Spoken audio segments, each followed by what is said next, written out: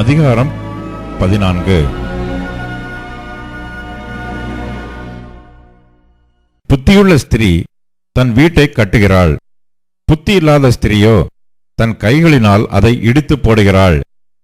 நிதானமாய் நடக்கிறவன் கர்த்தருக்கு பயப்படுகிறான், தன் வழிகளில் தாறுமாறானவனோ அவரை அலட்சியம் பண்ணுகிறான்.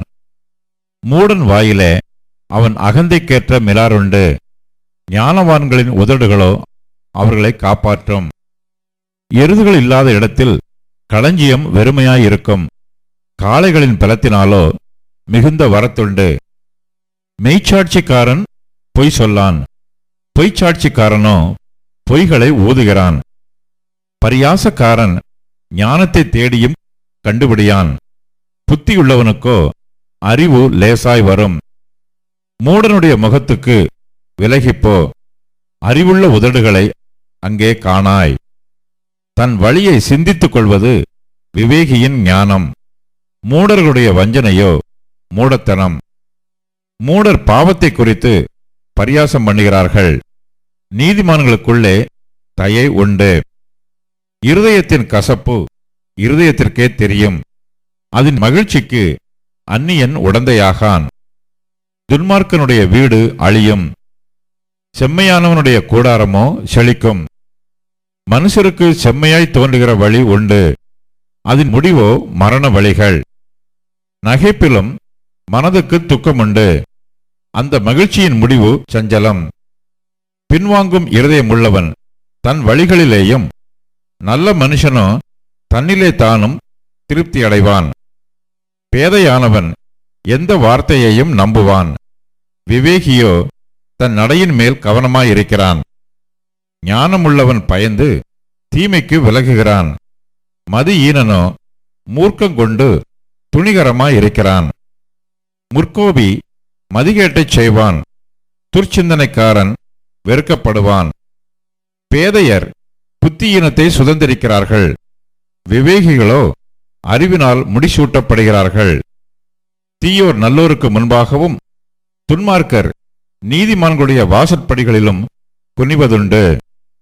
தரித்திரன் தனக்கு அடுத்தவனாலும் பகைக்கப்படுகிறான், ஐஸ்வர்யவானுக்கோ அநேக சிநேகிதருண்டு. பிறனை அவமதிக்கிறவன் பாவம் செய்கிறான், தரித்திரனுக்கு இறங்குகிறவனோ பாக்கியமடைவான். தீமையை யோசிக்கிறவர்கள் தவறுகிறார்கள் அல்லவோ, நன்மையை யோசிக்கிறவர்களுக்கோ கிருபையும் சத்தியமும் உண்டு. சகல பிரயாசத்தினாலும் பிரயோஜனம் உண்டு, உதடுகளின் பேச்சோ வறுமையை மாத்திரம் தரும்.